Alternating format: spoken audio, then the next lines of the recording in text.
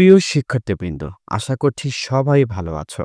আলোচনার ধারাবাহিকতায় আজ আমরা পড়ব unit 3 lesson 3 the legend of Gazi. Gazi লোককাহিনী। তাহলে চলো দেরি না করে আমাদের আলোচনা শুরু করি। According to some myths and legends, পুরাণ ও লোককাহিনী অনুসারে গাজী পীর ওয়াজ এ মুসলিম সেইন্ট। গাজী পীর ছিলেন মুসলিম দরবেশ।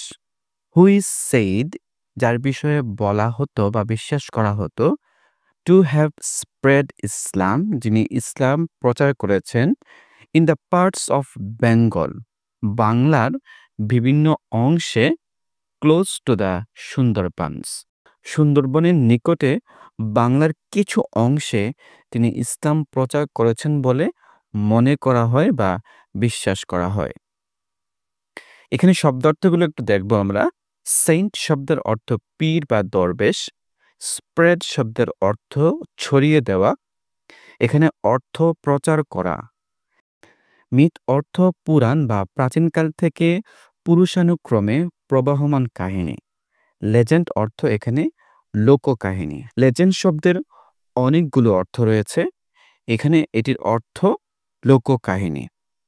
এই সেন্টেন্সে বি সেড টু একটি ফ্রেজ, এটি ব্যবহার করা হয় যখন কোনো কিছু সম্পর্কে লোকেরা কিভাবে বিশ্বাস করে বা দাবি করে তা প্রকাশ করার জন্য।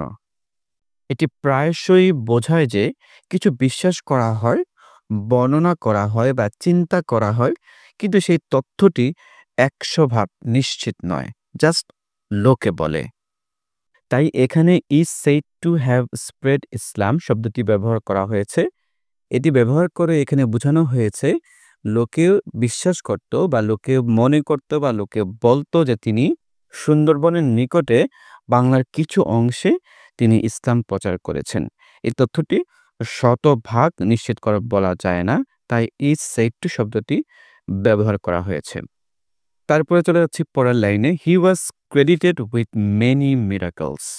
তার অনেক অলৌকিক ক্ষমতা ছিল বলে বিশ্বাস করা হতো। এখানেও আমরা ওয়ার্ড মিনিংগুলো দেখব। ক্রেডিট উইথ, কারো কোনো বিশেষ ক্ষমতা আছে বলে বিশ্বাস করা।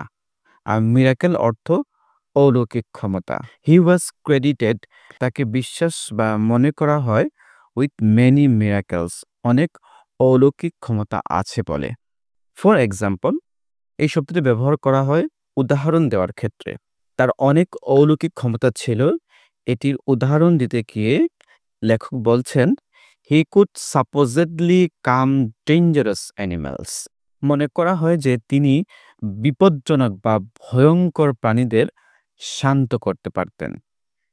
অ্যান্ড মেক দেম ডোসাইল, এবং সেই প্রাণীগুলোকে বশ মানাতে পারতেন। এখানে ওয়ার্ড মিনিংগুলো আমরা দেখব। সাপোজেডলি শব্দটির অর্থ যা মনে করা হয়েছে বা ধরে নেওয়া হয়েছে। গাজী পীরের বেলায় ধরে নেওয়া হতো বা মনে করা হতো যে তিনি ভয়ঙ্কর প্রাণীদের শান্ত ও বশে আনতে পারতেন। কোনো কিছু ধরে নেওয়া হয় বা মনে করা হয়, এমন অর্থে সাপোজেডলি শব্দটা ব্যবহার করা হয়। এরপরে বলা হচ্ছে, he is usually ডিপিক্টেড in pots or scroll paintings. সাধারণত পটে বা পাকানো লেখ্যপটে আঁকা চিত্রকর্মে তাকে অঙ্কন করা হয়। ডিপিক্ট শব্দের অর্থ চিত্রিত করা বা অঙ্কন করা। কোনো কিছু অঙ্কন করে বোঝানোর যেই দক্ষতা, সেটাকে বলা হয় ডিপিক্ট। পট বলতে এখানে পটচিত্রকে বোঝানো হয়েছে। বাংলার পটচিত্র বা পট বা বস্ত্রের উপর আঁকা এক প্রকার লোকচিত্র। পট শব্দের প্রকৃত অর্থ হল কাপড়। বর্তমানে এই শব্দটিকে ছবি আঁকার মোটা কাপড় বা কাগজের খণ্ড ইত্যাদি অর্থেও ব্যবহার করা হয়। পটের উপর তুলির সাহায্যে রং লাগিয়ে বস্তুর রূপ ফুটিয়ে তোলাই পটচিত্রের মূল কথা। এতে কাহিনী ধারাবাহিকভাবে চিত্রিত হতে থাকে। বাংলাদেশে পটচিত্রের মধ্যে গাজীর পট ও পশ্চিমবঙ্গের পটচিত্রের মধ্যে কালীঘাটের পট উল্লেখযোগ্য। পটচিত্রকে ইংলিশে স্ক্রল পেইন্টিং হিসেবে এখানে বলা হয়েছে। তোমাদের টেক্সট বুকে গাজী পীরের যে ছবি দেয়া আছে সেটি একটি পটচিত্র বা স্ক্রল পেইন্টিং। গাজী পীরকে সাধারণত পটে বা পাকানো লেখ্যপটে আঁকা চিত্রকর্মে অঙ্কন করা হয়েছে। এরপরে বলা হচ্ছে রাইডিং এ ফিয়ার্স লুকিং বেঙ্গল টাইগার। ভয়ানক দেখতে একটি বাঘের পিঠে তিনি চড়ে আছেন। A snake in his hand, তার হাতে রয়েছে একটি সাপ। বাট, কিন্তু ইন নো অ্যাপারেন্ট ডেঞ্জার, বাহ্যিকভাবে কোনো বিপদের আশঙ্কা নেই।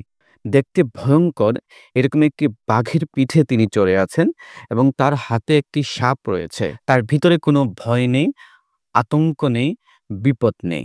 তো শব্দ অর্থগুলো আমরা দেখব। ডেপিক্ট অর্থ চিত্রিত করা বা অঙ্কন করা, আর পট বা পাক এটি সম্পর্কে বলা হয়েছে। স্ক্রল পেইন্টিং সম্পর্কে বলা হয়েছে। রাইড শব্দের অর্থ আরোহণ করা। ফিয়ার্স লুকিং দেখতে ভয়ঙ্কর এমন। অ্যাপারেন্ট মানে হচ্ছে প্রকাশ্য। অ্যাকর্ডিং টু সাম স্টোরিজ, কিছু গল্প অনুসারে, হি অলসো ফট ক্রোকোডাইলস, তিনি কুমিরের সাথে যুদ্ধ করেছিলেন। হু থ্রেটেন, যে কুমিরগুলো হুমকি দিয়েছিল the people of the reason, ওই অঞ্চলের মানুষদের। ফুল অফ ক্যানেলস অ্যান্ড ক্রিকস, যে অঞ্চলটি ছিল খাল ও খাতে পরিপূর্ণ। খাল ও খাতে পরিপূর্ণ একটি অঞ্চলের মানুষদেরকে কুমির হুমকি দিয়েছিল, তিনি তাদের সাথে যুদ্ধ করেছিলেন বলে মনে করা হয়।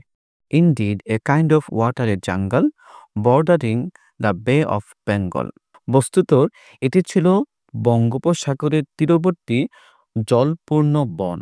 ওয়ার্ড মিনিং, ফট শব্দটি ফাইট শব্দের পাস্ট ফর্ম, অর্থ যুদ্ধ করা। ক্রোকোডাইল অর্থ কুমির। থ্রেটেন শব্দের অর্থ হুমকি দেওয়া। রিজন অর্থ অঞ্চল বা এলাকা। ক্যানেল খাল, আর ক্রিক মানে খাদ বা ছোট নদী। Because of his alert and vigilant presence, তার সতর্ক ও সজাগ উপস্থিতির কারণে। অল প্রিডেটরি অ্যানিমেলস, সকল প্রকার শিকারী প্রাণী। Were said to have been kept within bounds, সকল প্রকার শিকারী প্রাণী নিজেদের সীমার মধ্যে থাকত বলে প্রচলিত রয়েছে। ওয়ার্ড মিনিং, অ্যালার্ট সতর্ক, ভিজিল্যান্ট সজাগ, আর প্রিডেটরি শব্দের অর্থ শিকারী প্রাণী। তার সজাগ ও সতর্ক উপস্থিতির কারণে সকল শিকারী প্রাণী নিজেদের সীমার মধ্যে থাকত বলে মনে করা হতো বা প্রচলিত ছিল। ইট ওয়াজ অলসো বিলিভড দ্যাট, এটিও বিশ্বাস করা হতো যে, হি এনেবলড ভিলেজার্স, তিনি গ্রামবাসীদের সক্ষম করে তুলেছিলেন।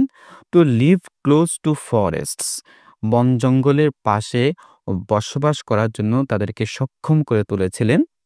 অ্যান্ড জঙ্গলস, জঙ্গলের পাশে ও বনের পাশে গ্রামবাসীদের বসবাস করার জন্য সক্ষম করে তুলেছিলেন। অ্যান্ড কাল্টিভেট দেয়ার ল্যান্ডস, এবং তাদের জমি চাষাবাদ করার জন্য সক্ষম করে তুলেছিলেন। এখানে এনেবল শব্দের অর্থ সক্ষম করে তোলা। এটাও বিশ্বাস করা হতো যে তিনি গ্রামবাসীকে বন জঙ্গলের নিকটে বসবাস করার ও তাদের জমি চাষাবাদ করার জন্য সক্ষম করে তুলেছিলেন। কনসিকুয়েন্টলি, এর ফলে, পিপল অফ দিস রিজন, এই অঞ্চলের মানুষ, would pray to him for protection, তার কাছে সুরক্ষা বা নিরাপত্তা প্রার্থনা করত। প্রটেকশন শব্দের অর্থ নিরাপত্তা বা সুরক্ষা। The story of Gazi Pir has been preserved in folk literature as well as art and has been performed in indigenous theatre. Gazi পীরের কাহিনী লোকসাহিত্য ও শিল্পে সংরক্ষিত রয়েছে এবং দেশীয় নাট্যশালায় তা প্রদর্শিত হচ্ছে। ফোক লিটারেচার অর্থ লোকসাহিত্য। পারফর্ম দর্শকদের সামনে পরিবেশন করা। ইন্ডিজিনাস অর্থ দেশীয় এবং থিয়েটার অর্থ নাট্যশালা। Some Gazi pat scrolls are part of the collection of the British Museum, কিছু গাজী পটের পাকানো লেখ্যপট ব্রিটিশ মিউজিয়ামের অংশের মধ্যে রয়েছে। এর দ্বারা বোঝানো হয়েছে যে গাজীর কাহিনী শুধু বাংলাদেশে সংরক্ষিত আছে তা নয়। এটি এতই বিখ্যাত যে ব্রিটিশ মিউজিয়ামেও এটি সংরক্ষিত রয়েছে।